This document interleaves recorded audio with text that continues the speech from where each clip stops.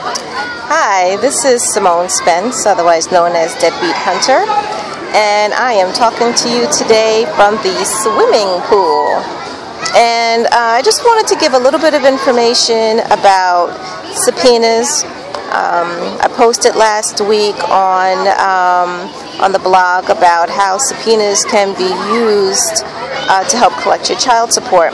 And so I thought I would just back it up with a little bit of a video today, because if you're anything like me, seeing somebody and talking to somebody and having a visual as somebody is explaining to you how something works can really be helpful. So very quick, because I don't want to overload you today.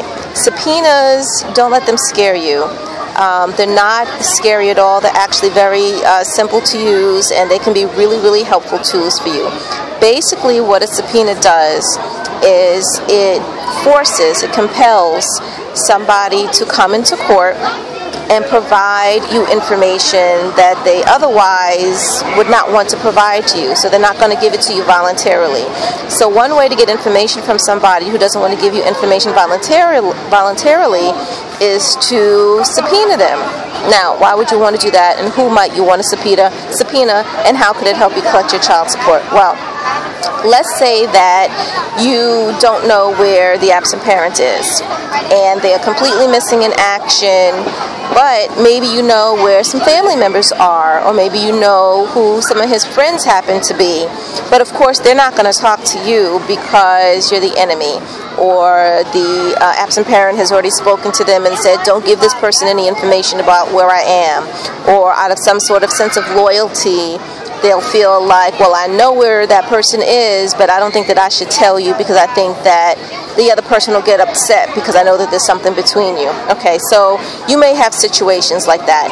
It could be their mother who knows where he is. It could be their sister or their brother or a good friend.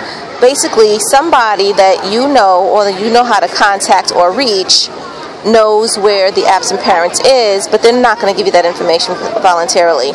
If you serve that person who knows who the person is with a subpoena, it will force them to come in and provide information, because they have to come and speak to you or provide information to you under oath. And that's going to take everything else out of the way.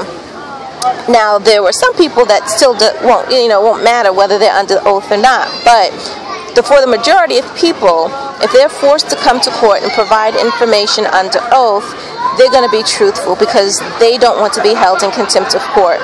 That also gives someone an easy out, because they may want to share information with you. They may feel that what the deadbeat is doing is not fair and it's not right, but they still have that sense of loyalty that they cannot betray that person, or they have been sworn to secrecy, or whatever the case is. But yet, if they get hit with a subpoena, then it's kind of like, well, I had no choice. I had to provide the information. So you can serve people with subpoenas to find out where the absent person is. You can serve people with subpoenas to ask them about their income. You know, where do they work? Where do they bank? What kind of assets maybe that they have? There's a lot of things, a lot of information, a lot of discovery, if you will, that can happen if you serve a third party with a subpoena to get information about the absent parent. Okay, so now that being said, there's a lot of information that you can gather. What you will have to do to make this happen is that you do have to go to court.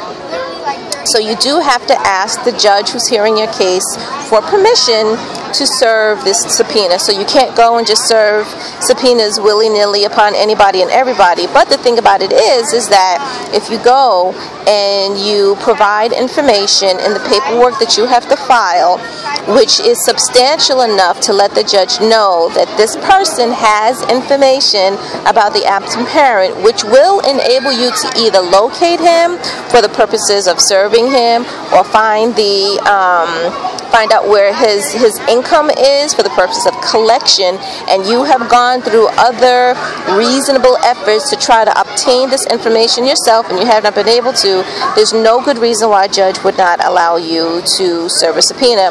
But the thing about it is that you have to know that this is your legal right to do, and it is, and you have to know how to find the paperwork and how to fill the paperwork out appropriately enough so that you can persuade the judge to allow you to do this. Okay, all of the information, by the way, is located in our document library. So if you have any questions, hit me up. I'm Simone Spence, Deadbeat Hunter. Good luck with collecting your child support. I'm going to go for a swim.